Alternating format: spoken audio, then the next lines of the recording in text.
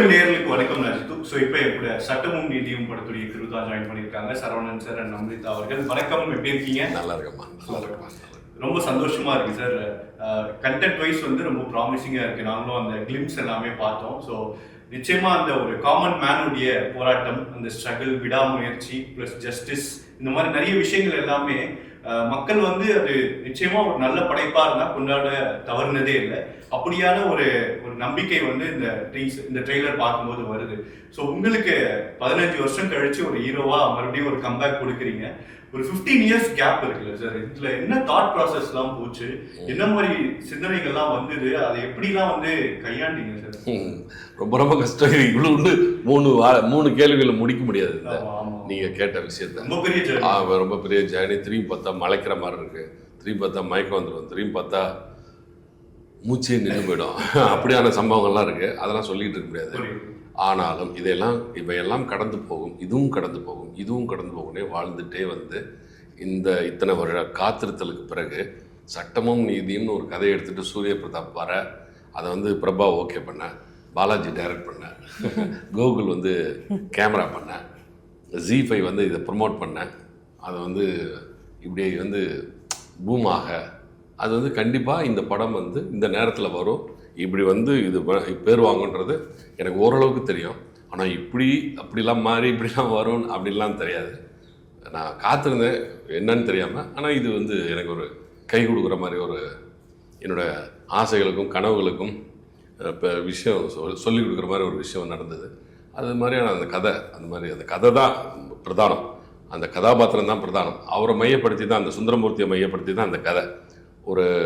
ஒன்றுமே தெரியாத ஒரு லாயர், ஒன்றுமே பண்ணாத, இது வரைக்கும் 50-60 வயசு வரைக்கும் ஒன்றுமே பண்ணாத ஒரு லாயர், அவன் வாழ்க்கையில் நடந்த சம்பவங்கள், அவன் பார்த்த விஷயங்கள், அவன் அதுக்கப்புறம் ஒரு போராட்டம் பண்ணி ஒரு விஷயத்தை ஜெயிச்சு எப்படி ஜெயிச்சான்றது தான் கதை.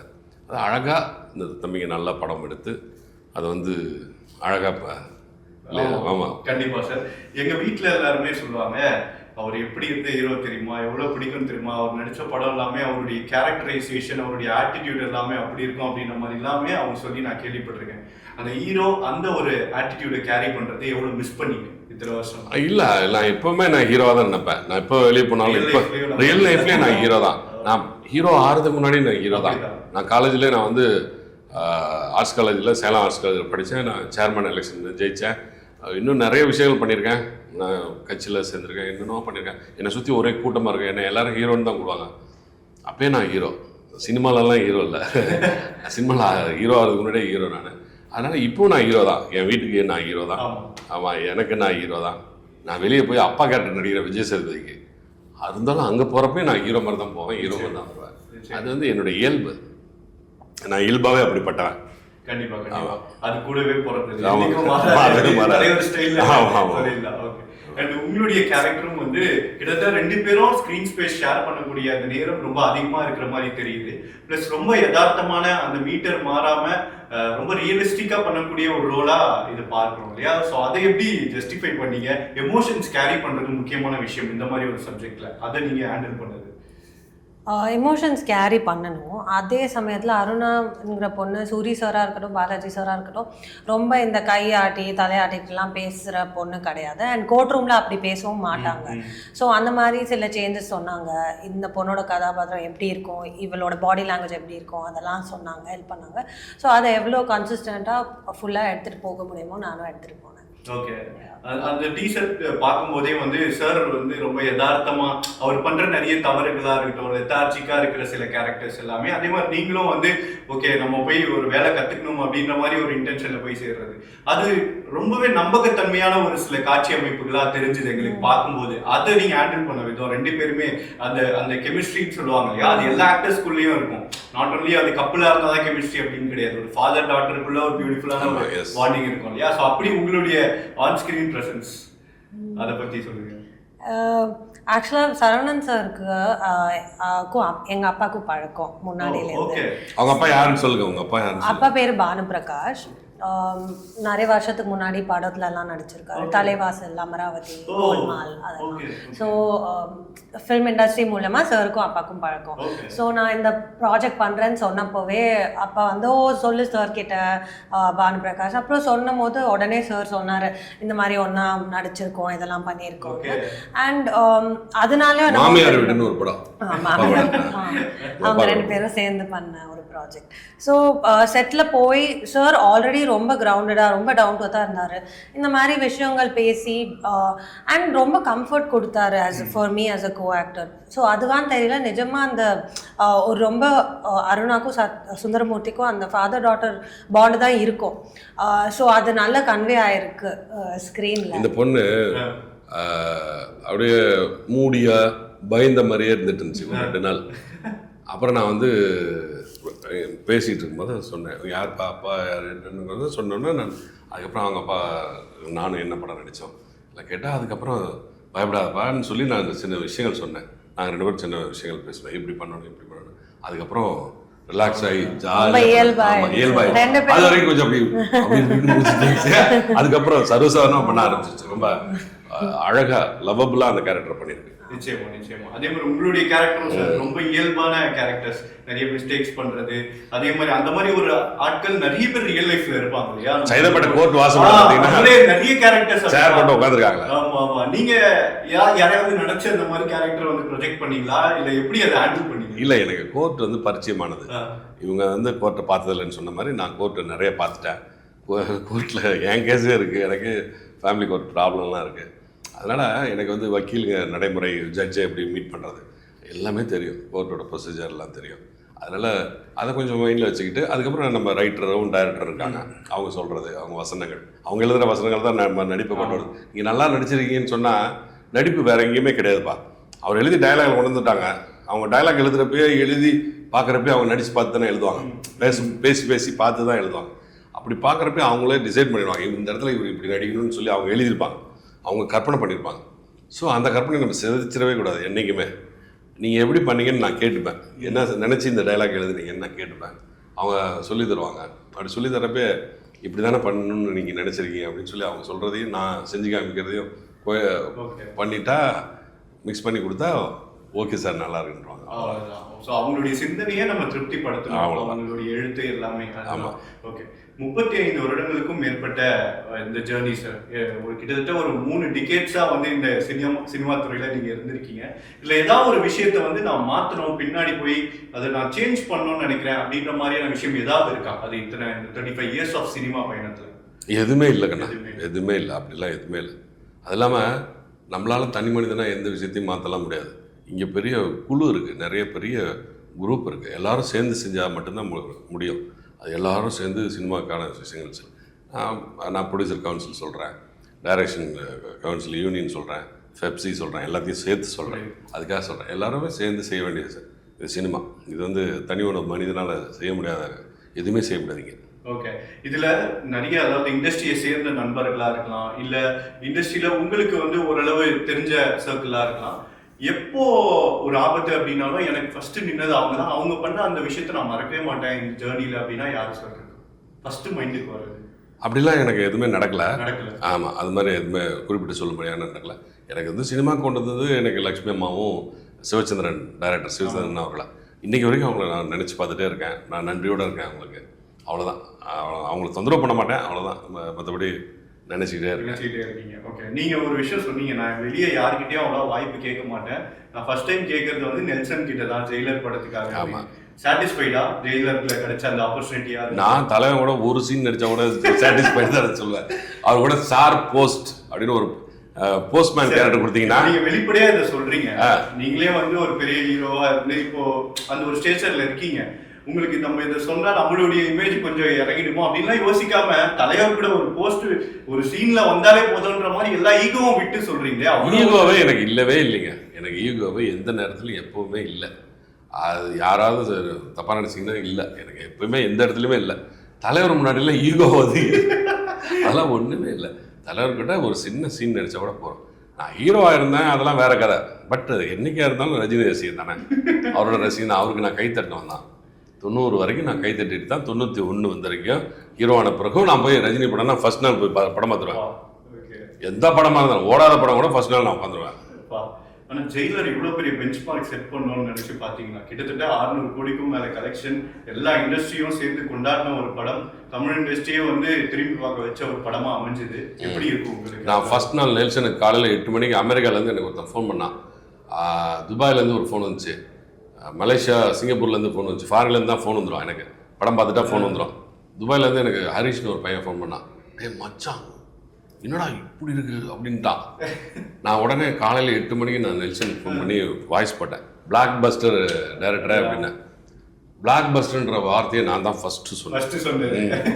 அது அந்த மாதிரி தான் பிளாக் பஸ்டர் ஆகும். அது வந்து எனக்கு வந்து நெல்சனோடைய பிளாக் காமெடி எனக்கு நல்லா தெரியும். அவர் சிரிக்காமல் ஜோக் சொல்லிட்டு போயிடுவார், சிரிக்கவே மாட்டார், கொஞ்சம் கூட சிரிக்கவே மாட்டார். சாதாரணமாக பேசிகிட்டு இருக்கும்போதே அப்படி சொல்லிட்டு போயிடுவார். அது தியேட்டரில் கிழிச்சிருச்சு. ஆனால் காமெடி இஸ் சீரியஸ் பிஸ்னஸ். ஆமாங்க, காமெடியா சீரியஸாக அது. ஆமாம். இப்போ ஜெயிலர் 2 வேலைகள் போயிட்டு இருக்கு, நீங்க அது இல்லை, நான் அதில் இல்லை. ஓகே, கேள்விப்பட்டிருக்கேன். பட் எவ்வளோ ஹாப்பியா இருக்கு அதோடைய. நான் எதுவாக இருந்தாலும் தலைவனோட எதுவாக இருந்தாலும் நான் வந்து ஹாப்பி தான். ஓகே, தனுஷ் சார் எவ்வளோ ஸ்பெஷல் எனக்கு? ரஜினிக்கு அப்புறம் நான் வந்து அட்மையரான ரசித்தேன் ஒருத்தரை அப்படின்னா நான் தனுஷ் வந்து வேடிக்கை பார்த்துறேன். பொம்பளைங்க தானே, பொம்பளையை பார்த்தா தான் ஆம்பளை திரும்பி பார்ப்பான். ஒரு பொம்பளையை திரும்பி பார்த்தா எவ்வளோ பெரிய பேரழகின்னு சொல்லுவாங்க. அது மாதிரி நான் வந்து ஒரு ஆம்பளையை திரும்பி பார்த்தேன்னா நான் வந்து தனுஷை தான். என்ன சாதாரணமாக அந்த காதல் கொண்டேன் படத்தில் வர்றப்பையும் இப்போ இருக்க தனுஷும் என்ன ஒரு தேஜஸ், அழகு, வாக்கு, ஸ்டைலு, அது வந்து நான் ரசித்தேன். அதை நான் அப்படியே சொல்கிறேன். இது வந்து தப்பாக இல்லை, தப்புலாம் இல்லை, முழு அன்பாக சொல்கிறேன். நம்ம நான் ரசித்தேன். அந்த பையன் வந்து இன்னும் மிகப்பெரிய உயரத்தை தொடரணும். அவர் இன்னும் நிறைய உயரம் போவார். ஆமா, அதுல நீங்க அந்த சேர்ல உட்காந்துருப்பீங்க ராயன்ல, நீங்க எந்த இதுவும் பண்ணக்கூடாது, அவர் போட்டு அப்படி பெரட்டுவார் அந்த ஆக்ஷன் போர்ஷன்ஸ் உங்க முன்னாடி, நீங்க அப்படியே பார்த்துட்டே இருப்பீங்க. எப்படி இருக்குது சார் அந்த டைம்? அது நான் எப்படி உட்காந்து பார்த்தேன்னா அப்படிதான் நான் அவரோட ஷூட்டிங்கே அப்படிதான் பார்த்தேன். பிரமிச்சு போய் தான் பார்த்தேன். நான் வந்து வெக்கம் இல்லாமல் சொல்லணும்னா நான் 15 டேக் வாங்கினேன் ஒரு ஃபர்ஸ்ட் நாள். ஒரு அவர் திரையரங்கமாக என்ன பண்ணிட்டாரு, எனக்கு சொன்னால் போகிறோம். எனக்கு வந்து உட்காந்து, சார் நீங்கள் என்ன பண்ணுறீங்கன்னா அப்படி சொல்லி அங்கேருந்து எழுந்திரிக்க, எல்லாம் போக வெளியே போக, சரவண சார் போர்ஷன் நான் பண்ணுறேன் பாருங்கன்னு சொல்லிட்டு டக்குன்னு வந்தார். நான் என்ன பண்ணணுமோ அப்படி உட்காந்து அப்படி கால் மேலே காலத்துக்கு விட்டு பேப்பரை வச்சு வாடா ராயா என்ன அவன் பேரை சொல்லி அப்படி கூப்பிட்றது டைலாக் வச்சு எல்லாம் பேசி காமிச்சா எனக்கு உதறிடுச்சு. சூர்யா செல்வராகவன், எஸ்ஜே சூர்யா செல்வராகவன், கேமரா, இங்கே ஒரு 300 பேர், ஃபுல் செட்டு, டோட்டலாக வேடிக்கை பார்த்துட்டு இருக்கு. அவர் நடித்து எந்திரிச்சு போனோன்னே ரெடியாக போகலாமா அப்படின்னாரு. உதறல் ஆயிடுச்சு. என்னடா இது இப்படி பண்ண முடியுமாடா? வந்தேன், அவர் பண்ணி கொடுத்துக்கு பண்ண மாதிரி ட்ரை பண்ணேன், வரவே இல்லை, நடிப்பே வரல. அப்படியே பிளாங்க் ஆகிட்டேன். கொஞ்ச நேரம் கழிச்சு, சார் என்னால் முடியல, நாளைக்கு வந்து பண்ணுறேன். சாரி சார், விட்டு நான் இப்போ பண்ண முடியாதுன்ட்டேன். என்னால் பண்ண முடியாது, நடிக்க முடியலன்ட்டேன். அப்படியா, ஓகே பேக்கப் அப்படின்ட்டு பேக்கப் போட்டு போயிட்டார். பேக்கப்னு சொல்லிட்டு போயிட்டார். அப்புறம் அடுத்த நாள் காலையில் வந்து ஃபஸ்ட்டு ஷாட் அதுதான் வச்சுட்டு ரெடியாக இருக்கார். விடிய நான் ஸ்கூலுக்கு படத்தில் எக்ஸாம் எழுத நான் ஆகி காலையில் எழுந்திரிச்சு உட்காந்து அந்த பேப்பரை படித்து உதறிடுச்சு எனக்கு. அன்றைக்கி அடுத்த நாள் காலையில் எல்லாம் ரிலாக்ஸ் பண்ணி அடுத்த நாள் காலையில் வந்தோன்னே அந்த ஃபஸ்ட் ஷாட் எடுத்தோன்னே வந்தோன்னே ஒரே டேக் ஓகே சொன்னா அவர் கை தட்டார். அப்பாடான அப்புறமேட்டு போய் காதல சொன்னேன், தலைவர் நீ வந்து எனக்கு வந்து நடிச்சுலாம் காமிக்காதீங்க, எனக்கு சொல்லிட்டீங்கன்னா போகிறோம், நான் செஞ்சிட்றேன், இப்படிலாம் பயமாயிடுச்சு எனக்கு. என்ன சார் நீங்கள் போய் இப்படி சொல்கிறீங்க அப்படி இப்படிலாம் எதாவது சொன்னார், காமெடி பண்ணார். நான் அது இல்லை உண்மை, நான் இந்த இடத்துல இது வரைக்கும் நான் சொல்லலை, நான் பயந்துட்டேன். தேங்க்யூ சார், இந்த மாதிரி எங்களுக்கு தெரியாத பல மெமரிஸ் எல்லாமே ஷேர் பண்ணதுக்கு. பட் இது எல்லாமே உங்களுடைய ஹம்பிளான அந்த குணத்தை பற்றி சொல்லுது. நிறைய பேர் தயங்குவாங்க, என்னடா நம்மளே வந்து டேமேஜ் பண்ணுற மாதிரி இருக்கு, இதெல்லாம் சொல்லலாம். இதில் என்ன டேமேஜ், நான் உண்மை சொல்கிறேன். நிச்சயமா இது போதும் சார். நீங்கள் எப்போவுமே ரியலிஸ்டிக்காக இருந்திருக்கீங்க. அது ஆன் ஸ்க்ரீனாக இருக்கட்டும், ஆஃப் ஸ்க்ரீனாக இருக்கட்டும், அது இன்னும் துளி கூட மாறாம அப்படியே இருக்கு. ஸோ ஒரு ஜஸ்டிஸ் பத்தி பேசுற ஒரு படம் அப்படின்றதால we have to carry அந்த ரொம்ப சென்சிட்டிவான விஷயங்கள் எல்லாமே இந்த டைலாக் டெலிவர் பண்ணும்போது எல்லாமே கேர்ஃபுல்லாக அதை ஹேண்டில் பண்ணோம் இல்லையா. சொல்ல வந்த மெசேஜாக இருக்கட்டும், அதை ஹேண்டில் பண்ண நெரேட்டிவாக இருக்கட்டும், அதை பற்றி சொல்லுங்கள். எப்படி இருக்கு ஒரு கலெக்டிவ் டீமாகவே அதை டெலிவர் பண்ணது? இது ரொம்ப இம்பார்ட்டண்ட்டான, இது சொல்ல வேண்டிய கதை, எல்லாரும் பார்க்க வேண்டிய கதை. ஆஸ் அ டீமாக ரொம்ப சென்சிட்டிவாக தான் ஹேண்டில் பண்ணாங்க. கோர் ஆஃப் திஸ் இது ஸ்டார்ட் பண்ண ஆள் வந்து சூரி சார். அவர் as a writer, as a human பீயிங்காகவே ரொம்ப சென்சிட்டிவான ஆள். இப்போ செட்டில் ஒரு நான் யூனோ பேக்ரவுண்ட் ஆர்டிஸ்ட்னு சொல்லுவாங்கள்ல, அவங்க போய் கூட சூரி சார்கிட்ட ஒரு ரொம்ப ஹாப்பியாக கம்ஃபர்டபுளாக பேச முடியும். அந்த மாதிரி ஒரு பர்சன் தான் சூரி சார். ஸோ அந்த மாதிரி ஒரு பர்சனுக்கு தான் இந்த மாதிரி விஷயம்லாம் தோணி எழுத வரும். So beat him R R director Balaji sir, எல்லாரும் சொல்ல வேண்டிய கதையை நம்ம சென்சிட்டிவாக சொல்லணும், கரெக்டாக சொல்லணுங்கிற அந்த நோக்கத்தில் தான் ஒர்க் பண்ணோம். ஸோ அதனால எங்களுக்கும் அதே மாதிரி இன்புட் கொடுத்தாங்க. நாங்களும் எவ்வளோ அதை வந்து ஜஸ்டிஸ் பண்ணி டெலிவர் பண்ண முடியுமோ பண்ணியிருக்கீங்க. ஆமாம், ஒரு கோடை மிஸ்ட்ரியில நல்ல ஒரு பர்ஃபார்மன்ஸ் பண்ணீங்க, மலையாளம் ஃபிலிம்ஸ்லையும் நல்ல performance. How excited are you இந்த ப்ராஜெக்ட்டுக்கு எஸ்பெஷலி? எனக்கு ரொம்ப எக்ஸைட்டடாக இருக்குது. ஏன்னா சார் மாதிரி ஆக்டர்ஸோட நடிக்கிறதா இருக்கட்டும், இந்த மாதிரி ஒரு க்ரூவோட இருக்கட்டும், எனக்கும் இது ஒரு இட்ஸ் அ நைஸ் ரோல், எனக்கு ஸ்கோப் இருந்த ஒரு ரோல். ஸோ ரொம்ப எக்ஸைட்டடாக இருக்குது. டோட்டலாக வேற மாதிரி ஒரு காஸ்டியூம்லையாக இருக்கட்டும், லுக்காக இருக்கட்டும், அது எல்லாமே டோட்டலாக கம்ப்ளீட்டாக வேற மாதிரி இருக்கு. அவாசிட் அந்த ஒரு அப்பியரன்ஸ்ல இருக்கும்போது எப்படி இருக்கு? எனக்கு இந்த கதாபாத்திரம் வந்த வரைக்கும் எனக்கு தெரியாது நம்மளால இதை புல் ஆஃப் பண்ண முடியும்னு. ஆனால் ட்ரெயிலர்லாம் பார்த்ததுக்கப்புறம் ஓகே, நாட் பேட், மேபி நம்மளால இதெல்லாம் பண்ண முடியும். இன்ட்ரெஸ்டிங்காக இருந்துச்சு, புதுசாக இருந்துச்சு, நல்லா இருந்துச்சு. ஓகே, ஜஸ்டிஸ் முக்கியமான விஷயம் இல்லை சார். அது வந்து நம்ம சொசைட்டியாலே எடுத்துக்கிட்டோம். நிறைய ரியல் லைஃப் இன்சிடென்ட்ஸ்லாம் வச்சு வந்து நிறைய திரைப்படங்கள் எவ்வளோ பெரிய தாக்கத்தை ஏற்படுத்தியிருக்குன்றதை நம்ம பார்த்துருக்கோம். அது ஜெய்பீம் திரைப்படமாக இருக்கும், இந்த மாதிரி முக்கியமான விஷயங்கள். ஆனால் ஸ்டில் வந்து எங்கேயோ சில இன்சிடென்ட்ஸ்லாம் நடக்குது, அந்த துயரங்கள் ஃபேஸ் பண்ணுறாங்க, அந்த ஃபேமிலிஸ் ஃபேஸ் பண்ணுறாங்க, அந்த லாக்அப் டெத்தாக இருக்கும், இந்த மாதிரி விஷயங்கள் எல்லாமே இன்னமும் வந்து அந்த ஒரு விஷயங்கள் நடந்துட்டு இருக்குல்ல, அதை பற்றி ஏதாவது சொல்ல நினைக்கிறேன்? இது மாதிரியான சம்பவங்கள் எங்கேனாவது ரேராக நடந்துக்கிட்டே தான் இருக்கும். இது வந்து யாரும் போய் தடுத்து நிறுத்த முடியாது. இந்த இடத்துல இந்த நேரத்தில் இது நடக்க போகுது, அதை போய் நம்ம எல்லாம் போனோம்னா தடுத்துடலான்னு யாருமே பிளான் பண்ணவே முடியாது. எங்கே எது நடக்குதுனே தெரியாது.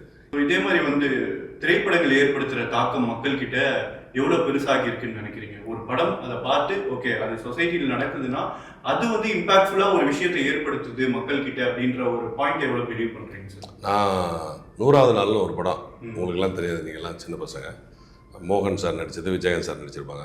அதில் ஆட்டோ சங்கர்னு ஒரு கேரக்டர் வரும். அதில் ஒரு கொலை நடக்கும், ஒரு 6 கொலை நடக்கும். அதை பார்த்துட்டு தான் ஆட்டோ சங்கர் வந்து நான் தான் அதை பார்த்துட்டு தான் கொலை பண்ணேன்னே சொன்னார், கொலைகாரனே சொன்னார். அவர் தூக்கு போட்டாங்கன்னு நினைக்கிறேன். அப்படிப்பட்ட ஒரு மிகப்பெரிய பாதிப்பை ஏற்படுத்தினது தான் இந்த சினிமா உலகம். அது மாதிரி இன்னும் எத்தனையோ சொல்லலாம், எவ்வளவோ பாதிப்புகளை ஏற்படுத்தின படங்கள்லாம் இருக்குது. இது நடந்துக்கிட்டே இருக்கும், இதை தவிர்க்க முடியாது, யாராலையும் தடுக்க முடியாது. இது நிகழ்வுகள், சம்பவங்கள், இன்சிடென்ட்ஸ் நடந்துக்கிட்டே இருக்கும். அது நம்ம தான் அவேரா இருக்கணும், சரி தப்பு அப்படின்றது ஆடியன்ஸா அதை நம்ம புரிஞ்சுக்கிட்டு செய்யறது செய்யணும், செய்யக்கூடாதெல்லாம் செய்யக்கூடாது, நம்ம தான் ஒதுக்கி வைக்கணும். ஓகே, தமிழ் சினிமாவுடைய குவாலிட்டியா இருக்கட்டும், அதோடைய மார்க்கெட்டா இருக்கட்டும், நீங்க வந்து கிட்டத்தட்ட 3 டிகேட்ஸா நீங்க பார்த்துருக்கீங்க, நீங்க இங்க தான் வளர்ந்துருக்கீங்க. அது எந்த அளவு மாறி இருக்குன்னு நினைக்கிறீங்க? உங்களுக்கு அதை இம்ப்ரெஸ் பண்ண விஷயமா என்ன பாக்குறீங்க சார்? இந்த விஷயங்கள்ல வந்து எனக்கு உண்மையிலே இப்போ இருக்கிற தமிழ் சினிமா பிடிச்சிருக்கு அப்படின்ற மாதிரிலாம் என்ன சொல்றீங்க? எனக்கு வந்து இன்னைக்கு வந்திருக்க இந்த மீடியா தான், அப்போல்லாம் இல்லையவே இல்லையே. உதாரணத்துக்கு சொல்லணும்னா, இந்திரா காந்தி காலையில் டெல்லியில் வந்து 8:30 மணிக்கு அடிச்சிட்டாங்க. எங்கள் ஸ்கூலுக்கு வந்து மத்தியானம் 3 மணிக்கு தான் அது தெரிய வருது. சேலத்தில் மத்தியானம் 3 மணிக்கு பில் அடிக்கிறாங்க. எதுக்கு பில் அடிக்கிறாங்கன்னா, இந்திரா காந்தி செத்துட்டாங்களான்னு. ஆனால் செத்தது காலையில் 8:30 மணிக்கு. ஆனால் இன்றைக்கி இந்திரா காந்தி செத்தாங்கன்னா ஃப்ராக்ஷன் ஆஃப் செகண்டில் தெரிஞ்சிடும், லீவ் விட்டுருவாங்க. சொல்கிறேன் உதாரணத்துக்கு. அந்த மாதிரி மீடியா வளர்ந்துருக்கு. இதுதான் வளர்ச்சி. அதே மாதிரி சின்ன திரைப்படங்களை கொண்டு போய் சேர்க்கறதுக்காக இப்போ ஐ திங்க் அது ஒரு நல்ல ஒரு விஷயமா இருக்குல்ல சார்? இப்போ சீக்கிரமா போய் ரீச் பண்றதுக்கு மீடியா ஒரு பெரிய ஒரு இதுவா இருக்குல்ல சார்? ஆமாம், ஸ்மால் பட்ஜெட் ஃபிலிம்ஸாக இருக்கட்டும், இந்த யூடியூப் மூலியமா நிறைய விஷயங்கள் போய் சேர்றது, அதை எப்படி பார்க்குறீங்க? அது சந்தோஷமான நிகழ்வு தான். இது வந்து ஓடிடிலாம் வந்து நிறைய ஓடிடிலாம் வந்ததுனால இப்போ சினிமாவோட வளர்ச்சி இன்னும் அதிகமாகிட்டு தான் இருக்கும். யாராலையும் சினிமாவை தடுக்கவே முடியாதுங்க. நம்ம வந்து இப்படியே சொல்லிக்கிட்டே இருக்கோம். நம்ம கமல் சார் வந்து சிப்பை எடுத்துகிட்டு வர்றப்ப இது வந்து தடுத்தாங்க எல்லாரும், தேட்டருக்காரங்களாம் சேர்ந்து எதிர்த்தாங்க. ஆனால் உடனே ஒரு 3 வருஷம் கழிச்சு மறுபடியும் உலகமே மாறிச்சுங்க, ஃபிலிமுக்கு மறுபடியும் வந்துருச்சு. அதனால் சினிமாவை அதனுடைய வளர்ச்சியை யாராலையும் தடுக்க முடியாது, அது பாட்டுக்கு வளர்ந்துக்கிட்டு போயிட்டே இருக்கும். அன்றைக்கி இருந்த ஹார்ட் லைட் இல்லை, அங்கே இருந்த ஃபிலிம் டர்ன்னு ஒரு கேமரா ஓட்டிகிட்டு இருக்கோம், அந்த சவுண்ட் இல்லை, இது சிப் போயிட்டுருக்கு, அவ்வளோதான். சார் ஃபினான்ஷியலி உங்களுக்கு சாட்டிஸ்ஃபைடா சார்? நீங்கள் வாங்கின சேலரியாக இருக்கட்டும், உங்கள் உழைப்புக்கு ஏற்ற ஊதியம் வந்து எனக்கு எதிர்பார்த்த அளவு கிடைச்சது இந்த பயணத்தில் அப்படின்ற மாதிரி ஒரு திருப்தி இருக்கா, இல்லை ஏதாவது ஒரு விஷயம் வந்து அது? நான் எதை பற்றியுமே கவலைப்பட மாட்டேன் தம்பி. எனக்கு வந்து பாயிலையும் படுக்க தெரியும், ஏசி போட்டு பெட்லேயும் படுக்க தெரியும். பாய் மட்டும்தான் இருக்குது, இந்த பாயில் தான் நீங்கள் தூங்கணும், தலகாணி இல்லைன்னா நான் தலகாணி இல்லாமல் பாயிலையும் தூங்குவேன். அதனால் நான் பழக்கப்பட்டுட்டேன். நான் வந்து பொறாமப்படுறதோ வயிற்றுச்சல் படுறதோ, ஐயோ அவர் அவ்வளோ சம்பளம் வர்றாரு நமக்கு சம்பளம் கம்மியாக இருக்குது அப்படிலாம் இல்லை. எனக்கானது எனக்கு தான். ஓகே, ஏதாவது ஒரு விஷயம் இருக்கும்ல, இந்த இயக்குனர் கூடயோ இல்லை இந்த நடிகர் கூடயோ சேர்ந்து, நீங்கள் ஆல்ரெடி சூப்பர் ஸ்டார் சொல்லிட்டீங்க, பட் இந்த இயக்குனர் கூட சேர்ந்து நடிக்கணும்னு எனக்கு ஒரு சின்ன ஆசை இருந்தது அப்படின்ற மாதிரி, நாங்கள் 2 பேரும் இணைந்தா நல்லா இருக்கும்னு தோணுச்சு அப்படின்ற மாதிரி யாராவது இருக்காங்க? இல்லை, யாருமே இல்லை. எனக்கு என்ன வருமோ அது வரும். சச்ச ஃப்ரீ மேனா வந்து வாழ்ந்துருக்கீங்க சார். இல்லை, வாழ்ந்துட்டே இருப்பேன், அப்படிதான் வந்து. ஆமாம் சார், நிச்சயமா. இந்த கட்ஸ் வந்து அது ஃப்ரம் தி சைல்ட்ஹுட்ல இருந்து, சின்ன பையன்ல இருந்து அப்படிதான். அந்த பயம் இல்லாம நமக்கு பிடிச்ச மாதிரியான ஒரு வாழ்க்கையை லீட் பண்ணி வாழ்ற அந்த ஒரு விஷயம். Okay, thank you sir. மனசார ஆனஸ்டா நிறைய விஷயங்கள் ஷேர் பண்ணீங்க. ஸோ இந்த சட்டமும் நீதியும் நிறைய ஹார்ட் ஒர்க், நிறைய எஃபர்ட்ஸ் போட்டு எடுத்துருக்கீங்க. ஸோ அதில் ஃபைனலி ஆடியன்ஸ் கிட்டே ஏதாவது கன்வே பண்ணணும்னு நினைச்சா நீங்கள் இந்த இடத்துல ஷேர் பண்ணலாம் இந்த ப்ராஜெக்ட் பற்றி. எல்லாரும் நிறைய எஃபர்ட் போட்டிருக்கோம், சாராக இருக்கட்டும், நானாக இருக்கட்டும், ஃபுல் க்ரூவாக இருக்கட்டும். ஸோ எல்லாரும் கண்டிப்பாக ஜூலை 18 ஸ்ட்ரீம் ஆகுது. சட்டமும் நீதியும் ஜி5ல பாருங்கள். ஒரு நல்ல ட்விஸ்ட் அண்ட் டேர்னிங்ஸ் நிறைந்த ஒரு அற்புதமான ஒரு கோர்ட்டு ட்ராமா. அதை வந்து இவ்வளோ இன்ட்ரெஸ்டிங்காக சொல்ல முடியுமா, இவ்வளோ நடிக்க முடியுமா? கோர்ட்டில் போய் நாங்கள் வந்து வாதாடல, நிஜமாலாம் வாதாடல, சினிமாக்காக தானே வாதாடி இருக்கோம். அது இவ்வளோ ரியலாக பண்ண முடியுமான்றதை நீங்கள் ஆச்சரியப்படுற அளவுக்கு எல்லாருமே உழைச்சிருக்கோம். அதனால் டெஃபினட்டாக இது உங்களுக்கு பிடிக்கும். நீங்கள் வந்து இதை நீங்கள் நிறைய பேர் பார்த்து ஹிட் பண்ணுவீங்கன்னு எனக்கு தெரியும். ஹிட்டாகவும் வாழ்த்துக்கள். நன்றி. நன்றி சார், வாழ்த்துக்கள். செய்திகளை உடனுக்குடனும் துல்லியமாகவும் தெரிந்து கொள்ள சப்ஸ்கிரைப் பண்ணுங்க.